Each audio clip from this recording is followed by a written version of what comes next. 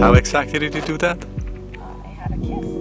With whom? I gave it a kiss. I gave a kiss to that big one and then to another one at the beginning there. And one of them actually punctured my lips. They were very aggressive kissers, so they did. They punctured my lips. I was only going in for a gentle kiss, but that's what They're probably poisonous. Yeah, I know.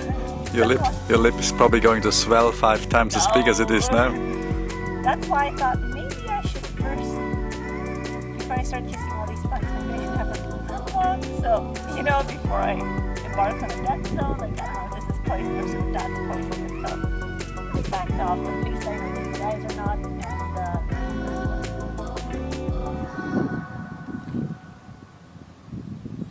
And this is huge. You like it?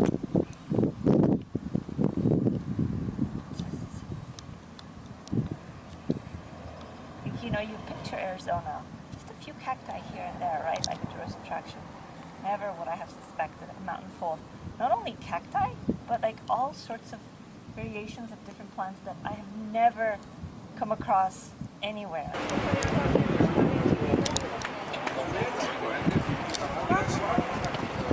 She yelled at me because I went on the other side of the gate. What do you have to say to that? Is this a natural wonder?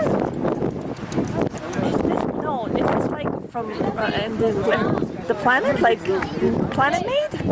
This is the Grand Canyon, of course. Everything on the planet is planet made. How did this? What do you say to this?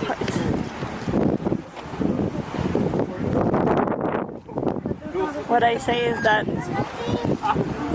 the only thing that comes through my head is that us humans are absolutely nothing. For this, Sophia, people fly around the world. I know.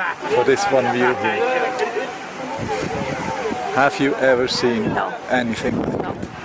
And we've seen so many beautiful things this past 2.5 weeks. Like you can see photographs as many times as you wish. Nothing beats standing here. What is this? This is the Grand Canyon. Now, this is a high plateau, remember? We were driving on a high plateau. This is about 7,000 feet high, this whole plateau. You see green over there, right? And down there, all the way down there, over a mile down, is the Colorado River. The Colorado River ate all this out of this landscape. So was this underwater at one point? Well, at one point, this was underwater. This was not formed underwater. This was formed by the Colorado River. The Colorado River eroded it all out. But the river is so low. But initially it was high. It just ate itself all the way down. Oh, it was higher than this. Yes. This was a river. No. This was undersea at one point. The whole thing was undersea. Okay. Yes. And then it lifted up, and then it formed this high plateau here at 6,500 whole feet or thing, something. yeah, yes. And the river flew through. How did it fly through? On top. Oh, and it cut everything. It cuts it out. No. Yes. The river was at one point on top? That's right. And now it's at the bottom. Cut everything out, yes.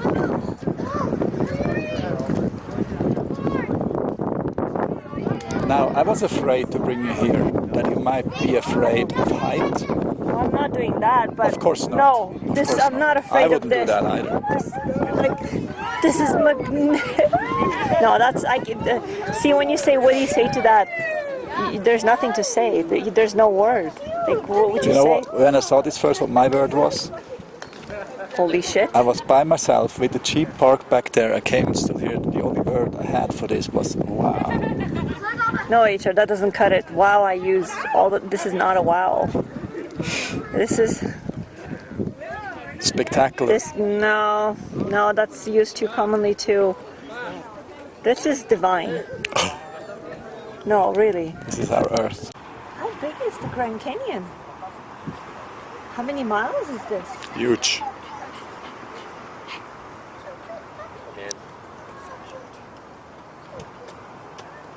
This earth is so beautiful. I always say it couldn't have been created more beautiful. Everything has a purpose to make it even more beautiful. Like the water digs into the mountain and all that stuff. It's perfect.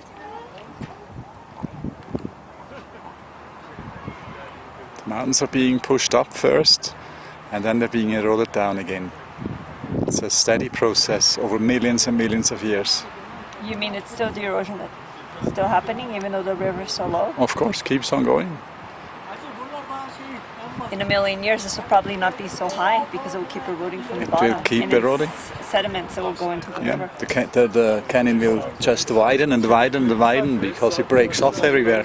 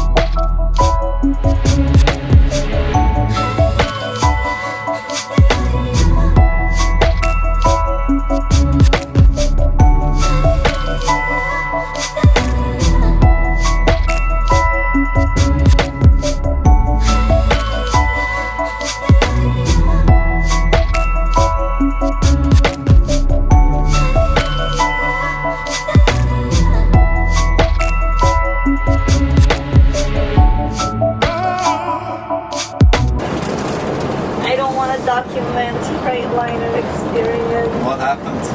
I don't want to say anything bad about them because they fixed it. Oh, that's why I didn't document that. What happened? Well, so we were there on Thursday. That was the first day for a bunch of things on the list that we wanted to get done. And so they began the whole list. The first one being the air conditioning, the truck air conditioning, not the air conditioning from the motorhome. And they started looking into it because it's not working. As you can see, I'm a little bit sweaty at first because my whole back is wet. I have to keep going forward just to kind of give it some air in between, otherwise it gets stuck and it's so hot. So anyhow, so they found out that there's 3 components of the air conditioner that need to be replaced. I think one of them is like some valve, and then an air pressure, a compressor, and then something else. And it would take quite a few days until they get the parts in. So halfway through the morning, I went back to the girl in the front and I said, you know what, just forget about it. It's not the most important thing on the list, so just continue with everything else. There was a lot of services that I wanted done, such as transmission, oil change, generator service, engine oil service, and there was a few other things like the unit is sitting a little bit higher on the front than the back. He said forget it, just take care of those things. And then there's a clinking noise in the steering wheel. So on Thursday they spent the time diagnosing the clinking, and they said it will take hours. They have to open it all up, blah blah blah. So they ended up doing the oil change on Thursday and changing the generator on Thursday. So how Freightliner works is that your unit is not just thrown in and then it stays in the shop until everything's fixed. What happens there is it actually comes back. So once it's in, it goes to one mechanic and then it's pulled back out until it's ready to go to the next mechanic. So it sits in the parking lot until the next one fetches the unit to bring it to his little bay where he fixes things. So they have a different mechanic for different things that they fix. So that's why we were there most of the days, because Gus sat around waiting for his turn. We were there from 7 a.m. until about 10 p.m. Anyhow, so 10 p.m. comes around, we go home, you know, happy. We took him off the lot. He drove beautifully. Oil change, generator change. Yes, I know it seems like that should be a 2-3 hour job, and we were there for the whole day. It's just that they're really busy. So anyhow, we took it off the lot. We started driving it. He was as smooth as could be. Couldn't even believe it. And then at around we went to Wal-Mart and sat in the parking lot there, and I realized that the parking lot is a little bit too sketchy, so at around midnight I ended up moving him back to Freightliner to park there for the evening. And then once there, I then realized once again that, well, I can't just park on the street, so let's move over to Love's, and that's a gas station, a truck gas station, full of truckers, by the way. So I made it to Love's at around 1 o'clock. The parking lot was absolutely full. There must have been about at least 100 trucks there sitting for the night. I parked in the emergency lane and then put the slide outs, at least half of it, because I couldn't put the whole thing. There were truckers there. You never know. They could just drive by and just knock one of them out. So I just put the side that was closest to where like the emergency area was, so no truck could pass by there because there were big tanks in that area. So I parked there, I pulled the slide out, and then HR said, why don't we go and park elsewhere? So this is the third move we would have made, and I said, okay, that's fine, there's a lot of truckers here, you know, I can get a little down, let's put the slide in and go elsewhere. I pressed the button for the slide and it wouldn't go in, so that's where the adventure began. HR just put his working gloves on and he systematically went through the whole motorhome to figure out what is going on. Finally he gets to the engine and he opens it up, and what he sees inside is the biggest mess you could possibly imagine. So the guy, the technician at Freightliner, when he did the oil change, he forgot to put the cap back on. So there was oil spillage on my whole beautiful ISX 525 engine. The whole thing. It was everywhere. Like even if it was even on the paint of the motorhome. At that point, it's like 2:33 in the morning. I was so upset, by the way. Sitting there with truckers in the parking lot, oil over my engine, and then generator didn't start even though I had a full tank of gas because we just filled it up at that gas station. Slides wouldn't go in. So you can just imagine the state I was in after spending the whole day at Freightliner. So anyhow, HR attempted and attempted. It was like 4 o'clock in the morning at this hour, at this time. Slides wouldn't come back in, so he said, you know what, let's drive back to Freightliner. They were only 2 miles away, with the slides open on one side. It was on the passenger side. And at first I was extremely hesitant, just like any normal person would be. But HR said that's the only way. So put the hazard lights on. HR got out of the truck and guided me, kind of like just telling other vehicles there's an emergency going on here. And slowly at 5 miles per hour, we made it back to Freightliner. We parked, it was like 4:45, we parked in the front gates. They were locked at that hour. We parked there and we sat there until they were opened up at 5 a.m. We then managed, HR during that 15-minute time, he managed to reach the house batteries with the truck batteries, and at least put the slide outs in, and then we drove the truck in to Freightliner as the gates opened, and waited there for 2 hours, had a shower, breakfast, everything, waited for 2 hours to show people there. What in the world happened? So morning time, 7 a.m. Nobody could believe it. The guy apparently worked on it. That was the second time that he forgot to put an oil cap on. So the gentleman said, well, he'll be fired most likely. We don't accept mistakes, big ones like that, you know, from a single employee. So yeah, so they took him in, took us in, and they cleaned him up the first 3 hours. That's all they were doing, and then they found out that the generator, also the seal wasn't sealed properly, the cap. There was a leak from there too. Cleaned all that up. And then we were there for until about 3 o'clock, I think, for the remainder of the service. Transmission oil fluid change and the steering. We were going to just adjust the play of the steering, the box. I don't know what exactly the terminology. So 3:30, we are finally done. We leave. We go somewhere, sit down, do the pre-inspection of the motorhome. And when I did the air brake pre-inspection, I found out that the PSI for the air brake system was not exceeding 60 PSI, so that's considered very low. The warning light goes on at 50, 40, 50. So that was like maybe, I don't know, a 1 minute drive away from Freightliner. Back to Freightliner we go, so fast. And then somebody came and looked at it immediately. And they found out that there was apparently something that was loose, something with the air brake. With the air brake hoses, a little part that connects to it was apparently loose, or it was not good. So, you know, but he did a whole test, an air brake leak test throughout the whole unit. And so we were situated there for about an hour and a half. And then, you know, he sealed it all up, everything was good to go. He said, everything's perfect. Then we left, we went to Best Buy. I was supposed to buy myself a really beautiful, beautiful camera, but I decided against it. Now I'm like kind of regretting it, but that's okay. And so after Best Buy, you know, I go inside and I come back out. I start the gas, and then the PSI sits at 60, so I said, okay, as we start driving, maybe we'll go back up, but give it some RPM.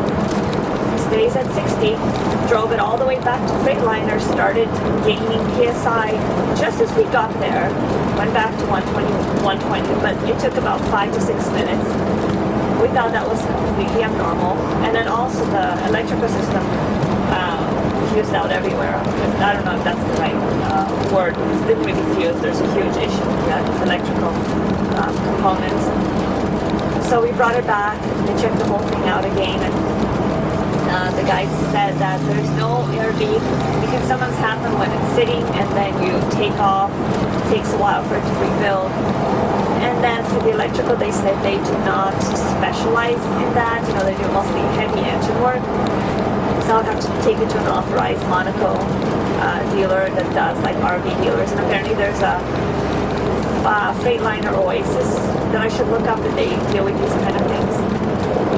So from there forward, we were going to go and dump at a dump station to dump our flat gray tank. And then we went back to the RV park that we were at a few nights before, which was like only 2 miles away from Freightliner. And then after the long night, the previous night, we both didn't sleep, me and HR. And that day, that Friday, with all the additional stress with the oil leak, and then, you know, with the brakes not working, with the brake line there, you know, having some sort of defect. I think it was the same mechanic that worked on it that did the oil, got the cap on. And by that hour, we were so tired, and it was like 7:38. It was getting dark out. No way were we going to drive. It was not safe for us, not safe on the road to other people, so we decided to spend the night. And now being there, you're all plugged in, right? So you've got the electrical plug-ins, you've got the water and everything. So you would think that, voila, plug in, air conditioning, electricity, right? Nope, nothing. Nada, nil, nothing. That was an adventure on its own. Then went the next problem. H, we were with flashlights for like 2 hours. I did laundry with flashlight. H was trying to figure out what is going on. I made the bed with the flashlight. It took me quite a while just to make a bed. Washed my face with the flashlight, and then HR started reaching the house batteries with truck batteries, and then the electricity would come back on here and there, and then it would phase out again. And you know, after a few hours, we were both so tired. HR had an idea what might be the problem, but he didn't want to further investigate. And in the morning time, 5 a.m., he starts his due diligence with figuring out what is going on. And then he ends up walking to the gas station, the truck gas station, Love's, and picking up a little tool, and he comes back, and then he takes a big boy, I think it's like some tank-looking parts in the back. Takes it apart, realizes it's so dirty, you know, it's congested with gunk and dust and oils and all that stuff, so he cleans it up, puts it back in, and he makes attempts to restart the electricity. It worked, then it didn't work, then it worked again. So we're a little bit undecided what we have to do at this point. So yeah, in the morning time it was comfortable. Air conditioning wasn't coming on though, so we're still not there with getting that fixed. But having said all of this, you know, people are professionals, but at the end of the day, you do have to do your part in making sure that your home, or if this is a part-time thing for you, you know, your RV, part-time life, you have to make sure everything is safe and secure. So you have to do your due diligence in doing your checks on your own, and, you know, just going, checking compartments, check the engine, just look for loose things, cracked things like that everywhere. So yeah, that was just 2 days, okay? I don't know why things always happen. It never stops. Like, I'm telling you guys, it's never a dull moment. Sometimes I wish it was, but then again, what would life be if it was all flowing smoothly? Maybe those are the people that become drug addicts. You know, it's too boring. There's nothing there. Sorry, I don't mean to be prejudiced or anything out there. No, take that back. Anyhow, yeah, so, and overall, I do have to say, despite all this, first of all, the mechanic was fired. He was sent home, and the boss will deal with him on Monday. 2 mistakes is too many. Imagine if that was a truck with the oil cap off, with 80,000 pounds on him. I don't think it would have been pretty. Trailing oil all along the freeway. Anyhow, despite all this, I do have to say, all the people at Freightliner were incredibly helpful, incredibly knowledgeable. You could ask anyone there anything about engines and all sorts of things, and how you should do this with the engine, how you should do that. Every single one of them knew exactly what they were talking about. They all knew everything. So, knowledgeable people, amazing employees, you know, friendly staff.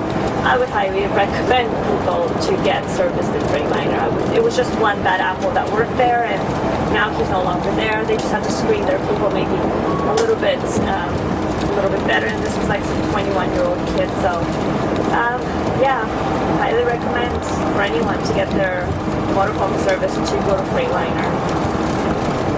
They're the guys, the specialists. So,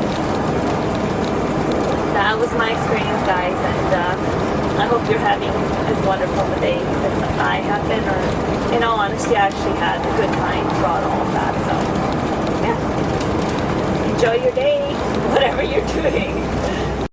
Just put a smile on your face and just keep moving forward. Life throws all sorts of things at you, and it's just the way you respond to them. It has nothing to do with what's thrown. There will always be something, right? It's the way you respond. So, beautiful, it doesn't matter.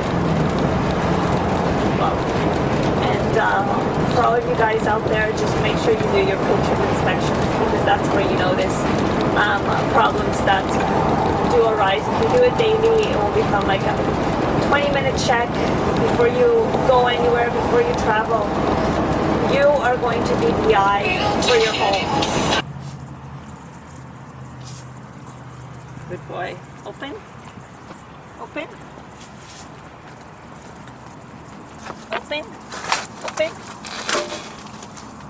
Good boy. That's a good boy.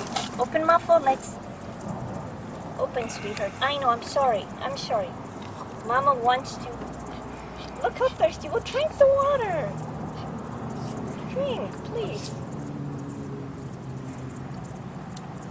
You're not getting milk. We don't even have milk. Okay, open.